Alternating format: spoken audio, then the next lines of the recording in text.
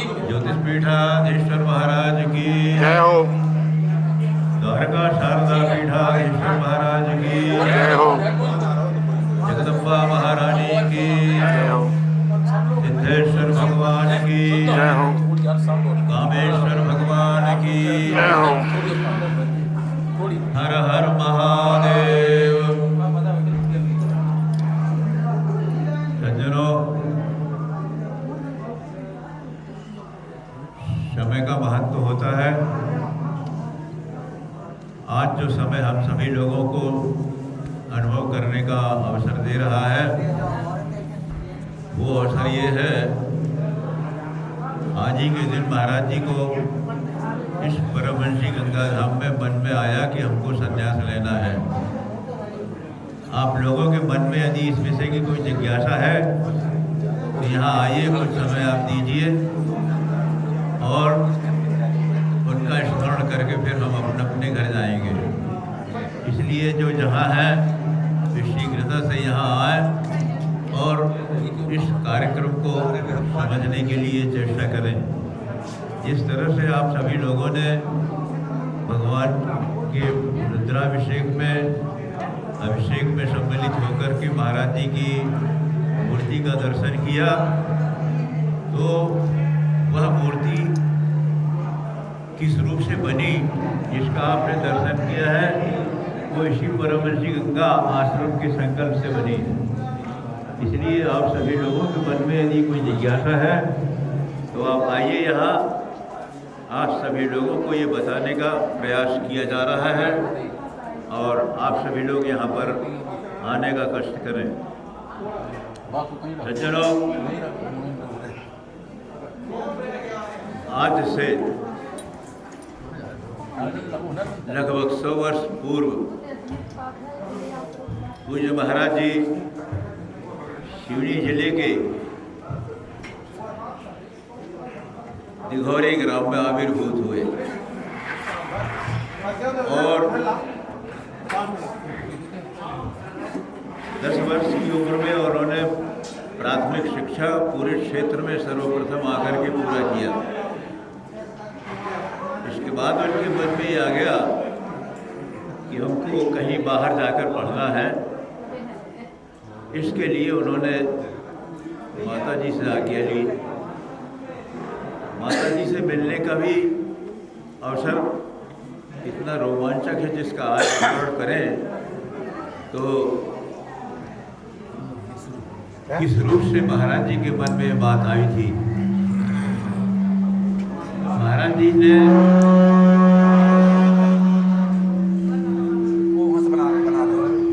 अपने मझले भाई राम रक्षानंद जी से,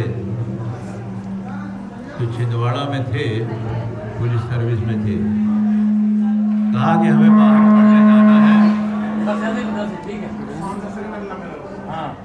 तो उन्होंने कहा वहाँ से पूछ लो। वे माँ से पूछने के लिए जब छिंदवाड़ा से चले उस समय छिंदवाड़ा जिला था, सिवनी तहसील थी। रोहित तुम वहीं रहो। वहाँ से चल करके महाराज जी कोई रखे यार, तुम वहीं रहो। छिंदवाड़ा रोड में एक गांव है जो मातृ धाम के पास में है, बुलारा, वहाँ तक आए। वहीं से फिर दिघौरी जाने का रास्ता है। तो जिस समय बुलारा ग्राम में उतरे, संयोग से माता जी बैलगाड़ी में बैठ करके चक्की खमरिया गांव जा रही थी। माता जी से भेंट वही रास्ते में हुई, फुलवारा गांव। महाराज जी ने कहा, भाई बहू वो हम पढ़ने जाएंगे बाहर, आज्ञा दो। माता जी ने कहा, तेरा जन्म ही इसीलिए हुआ है। तो रोमांचक बात वहाँ ये है कि वे जन्मभूमि में जाने के लिए निकले थे, परंतु योग भगवान की तरह से ऐसा बना कि माता जी उनको रास्ते में मिल गई।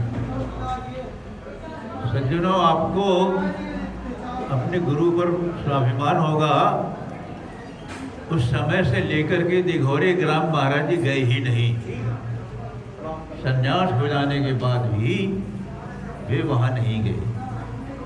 इस तरह का उनका सहज त्याग था जिसके आधार पर उन्होंने गृह त्याग किया और काल योग से स्वतंत्रता संग्राम के लिए सेनानी लोग लगे हुए थे। तो महाराज जी का उत्तर प्रदेश के जिले में आश्रम है मुक्ति कुटी, जहाँ की हमने यहाँ महाराज जी की दो यहाँ लक्ष्मी मणि और नीलमणि है उस गांव की थी। वहाँ पर महाराज जी ने रामायण का खूब प्रवचन करते थे और दिघोरी में भी जिस समय पढ़ते थे उस समय भी रामायण का ही प्रवचन करते थे। तो वो प्रवचन दिघोरी में जो अभ्यास था वो वहाँ महाराज जी का चलते रहा। सभी लोग बड़े वहाँ आश्रम से आते थे और उस गांव के जो लोग थे कहते थे ये लड़के तो हमारे यहीं के हैं, इतना उनका मन लगा। इस प्रकार से महाराज जी ने स्वतंत्रता संग्राम में वहाँ भाग लिया और वहाँ पर जौनपुर पोस्ट ऑफिस को उड़ाने की योजना बन रही थी। उस योजना के लीक होने से पकड़े गए और उनको फिर वहाँ सजा हुई। तो इस तरह से महाराज जी ने स्वतंत्रता संग्राम में भाग लिया। स्वतंत्रता संग्राम की फाइलें वाराणसी के केंद्रीय जेल में सुरक्षित हैं, जिसको महाराज जी ने देखा। संयोग से उस समय हम भी उनके साथ थे, हमने भी देखा। इस तरह से महाराज जी ने स्वतंत्रता संग्राम में भाग लेकर के जब यहाँ आए, यहाँ आकर के उन्होंने जो अनुभूति की वन्य प्रांत में, उनको सिद्धों का दर्शन यहाँ हुआ। उस दर्शन के प्रभाव से महाराज जी का मन यहाँ लग गया। उस समय उनकी परमहंस स्थिति थी। परमहंस स्थिति में खाने पीने का कोई नियम था नहीं। यहाँ जो मुंबई गांव है वहाँ के और जो मुखिया थे वो भोजन दिया करते थे। ये सब होने के बाद अचानक उनके मन में आया कि हमको अब संन्यास लेना चाहिए, जिससे कहीं भी कुछ भी खाने पीने की स्थिति नहीं रहेगी। इस प्रकार से महाराज जी के मन में जो प्रेरणाएं हुई, उस प्रेरणाओं के परिणाम से महाराज जी ने यहाँ नगवारा ग्राम के जो पंडित थे और श्रीनगर के पंडित थे, पांडे जी दिवंगत हैं, उनसे अपनी इच्छा व्यक्त की। वो यहाँ सेवा में रहते थे। उन्होंने जैसे तैसे इंतजाम करके महाराज जी के लिए दीक्षा के लिए प्रेरणा दी। वे गए। कालक्रम से ऐसा कुछ आया कि उस समय शंकराचार्य थे बद्रिकाश्रम के ब्रह्मलीन ब्रह्मानंदी सरस्वती महाराज। उनका कार्यक्रम निश्चित करते थे महर्षि महेश। उन्होंने कहा अभी समय नहीं है। तो इस तरह से 1 वर्ष बीत गया। इसके बाद फिर ऐसा मौका आया कि महाराज जी को अवसर मिला। सूचना आई कि उस समय शंकराचार्य जी ब्रह्मानंद जी सरस्वती महाराज कोलकाता के चमड़िया सेठ के यहाँ रुके हुए थे, लेक एरिया में। वहाँ हम लोग आज भी उनके दर्शन करने जाते हैं, उस स्थान के। वहाँ महाराज जी को शंकराचार्य जी ने संन्यास की दीक्षा दी। तो इस तरह से आप समझिए, जो कोलकाता भगवती का प्रधान क्षेत्र है, जहाँ भगवती का 51 पीठों में से एक पीठ है, वहाँ महाराज जी की संन्यास दीक्षा हुई। तो हमारे यहाँ कहा गया है प्रत्येक प्राणी के जीवन में 3 अवसर आते हैं जो भगवत तत्व से जोड़ने हैं। एक आता है माँ के गर्भ से जन्म लेना,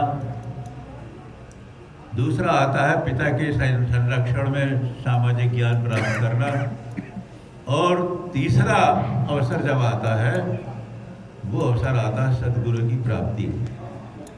तो इस तरह से महाराज जी ने अपना जीवन बनाया और इसके बाद फिर यहाँ आए। यहाँ आकर के उन्होंने भक्तों से कहा कि हमारा मन भगवती की आराधना के लिए है, यहाँ छोटी सी मढ़िया बनाएंगे।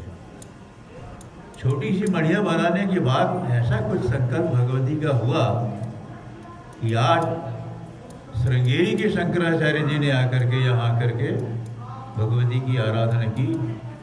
हम बहुत संक्षेप में सब चीज़ बता रहे हैं तो उसको समझते जाइएगा। इसके बाद फिर भगवती की आराधना यहाँ हुई। भगवती की आराधना के पश्चात उनके मन में जो जो कामनाएं हुई वो सब कामनाएं आज हमारे सामने उपस्थित हैं। पहली कामना ये हुई कि यहाँ भगवती का चतुष्षष्टि योगिनियों की स्थापना हो। उसके लिए उनको नेपाल से योगिनियाँ मिली, अक्षोभ्यादि योगिनियाँ।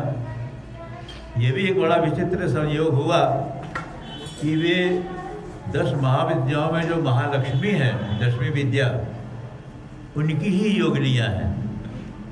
तो इस तरह से एक अपूर्व संयोग ईश्वरीय इच्छा से यहाँ बना और उसमें अक्षोभ्यादि योगिनियाँ यहाँ स्थापित हुई, जो जबलपुर के 64 योगिनी की पूर्ति करती हैं।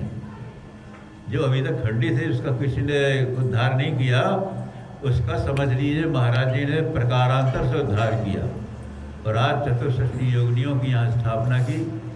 और फिर इतने भी प्रसन्न हुए कि उन्होंने अपने विभिन्न आश्रमों में, जोशी मठ से लेकर के समस्त आश्रमों में इन्हीं योगिनियों की स्थापना कराई।